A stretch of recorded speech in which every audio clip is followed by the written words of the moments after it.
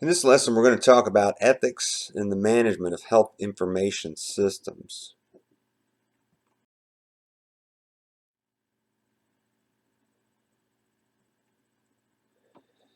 So the text starts out by giving definitions of a few terms and their acronyms, and so that's helpful because they're referred to by their acronyms throughout the text.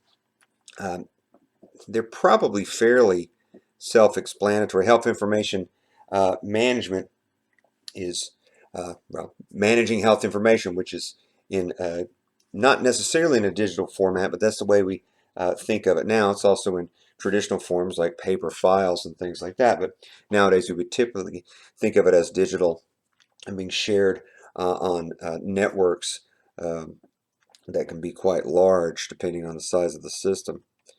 Um, Speaking of a health information system is larger, one would have to utilize health information management to work in a health information system. These can be very small in a very small clinic or very large in a hospital system.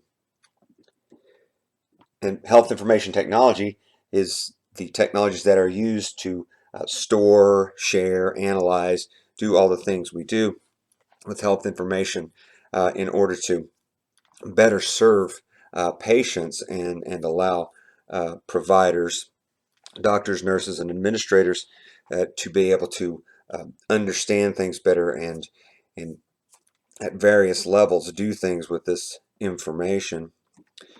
And then finally, there's protected health information, which is uh, yours or someone else's personal information about their health that is protected by several laws, although as we might see, not as much as we might hope.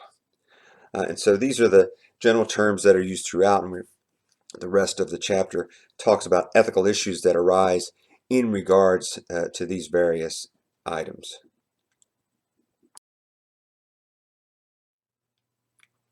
So we begin talking about ethical dilemmas, um, or at least ethical issues that arise related to health information systems. And one thing the author of this chapter talks about is the psychology of a hacker. And there's some people who may be doing this kind of thing who might believe that it's what's called a victimless crime, that no one's hurt, especially if all they do is just go in and look around.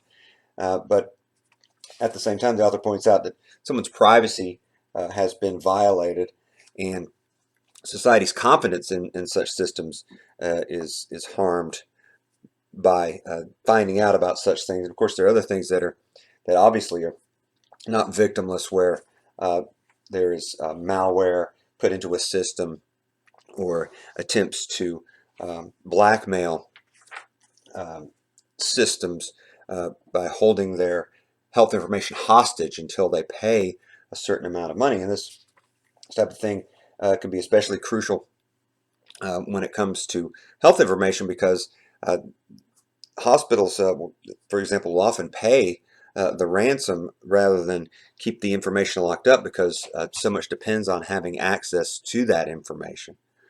And uh, part of his analysis of the psychology of a hacker takes us to this next section, which has to do with the anonymity that people might feel when they are on computers, or at least on the internet, we might say more broadly.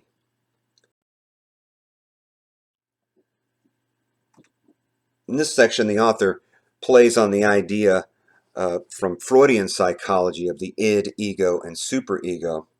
Yet he refers to the computer ID, which spells id.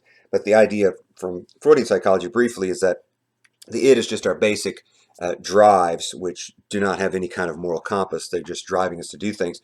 The superego is our internalized morality that we get from our culture, from our parents, and from our education and religion, etc. And our ego is sort of the I, the self, that's caught in between these conflicting forces, the id that just wants whatever it wants, and the superego, which is trying to restrain the id to get us to do things that are socially acceptable. And the idea here, expanding on what I just said in the previous slide, is that people have this feeling of anonymity when they're involved in these kind of things, and they're hiding behind a computer ID. And you may have experienced this on a small scale online, where you see people who have an alias that they use to post comments on various social media, YouTube or Facebook or wherever, and will say terrible things, responding to people that they would never say to their face in real life, and would not want to be probably seen as a person who would say such things. But there's this feeling of invisibility, or maybe even invulnerability, hiding behind a computer ID, which may drive some of these things. But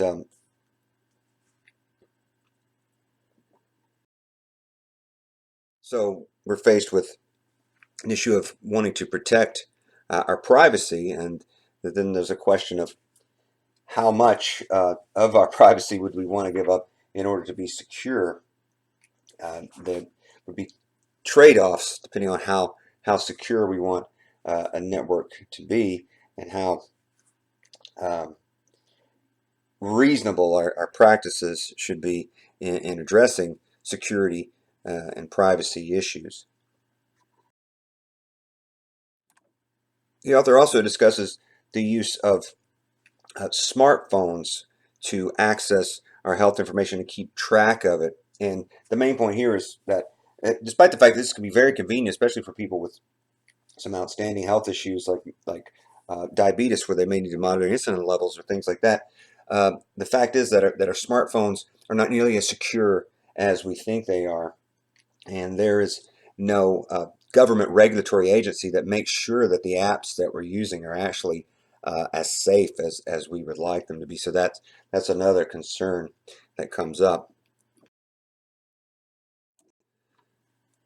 Now, related to some ethical issues we've discussed previously, there's a question about whether healthcare is a right or a benefit. Um, if we think it's merely a benefit, we may think, well, the protection of our protected health information is a benefit too. So it's not a right. It doesn't. The government's not required to protect it for us. It's a benefit, and just like healthcare itself, um, if we don't have it, then maybe too bad for us. But if we think of healthcare as a right that every, say, American citizen, uh, in virtue of being an American citizen, should have health care, then we might think that protected health information should also be very secure, and that it's our right for that information to be secure, just like having a certain uh, level of health care is a right and not merely a benefit. Of course, this is a big political discussion. It's ongoing and has been going on for generations now, and I don't see it stopping anytime soon in terms of an ongoing debate. Finally, this chapter talks about ethical decision-making models, and we can make these part of our toolbox as we may want to use them, and also combine them with the ethical theories and ethical principles that we've been using so far. So the first ones he mentioned are his West Point rules of thumb, and these are ones that he learned at West Point Military Academy, and a set of 3 questions you would ask before doing anything. And the example used here is of someone wanting to use ransomware, and so, well, these are questions you would ask about, well, should this person do it? Now, we're thinking of this as an ethical situation rather than a legal one. So there's certainly legal issues that would arise separately and in addition to the ethical issues. We could say, does the action attempt to deceive anyone or allow anyone to be deceived? Does the action gain or allow a gain of privilege or advantage which you would otherwise not be entitled? And if this happened to you, would you be dissatisfied or unhappy that it were happening to you? And so if you can't say no to all those questions, then you would refrain from doing whatever it is. And then he talks about an author named Weber, who published a book on business ethics and healthcare, who lays out a set of priorities to look at. The first thing you should look at, according to Weber, are individual rights, then the community good and community interests, then the organizational good and organizational interests, and finally the individual good and individual interests, and look at these in a sort of hierarchical order. Now, the last one the author considers is what he calls the grandmother test. Um, Personally, I have a little bit of a problem with this as a test of ethics, just because ethical norms can change over time. Now, I think about my grandmother, rest her soul. If I had said, well, explain to her what ransomware was, whether I should do it, I could see that she would not approve of that. Um, but at the same time, if I'd have told her I was going to have a beer and go to a heavy metal concert, she would have not have approved of that either. And so, on some things, my grandmother would not have approved, and I could go down a long list, given the generation and the part of the country and the education she had, that we would disagree. Although on the sort of standard ethical things, I think we would agree. So the grandmother test, I think, is a little weaker and may have to be taken with a grain of salt. So this concludes our video lecture on ethics in the management of health information systems. Cheers.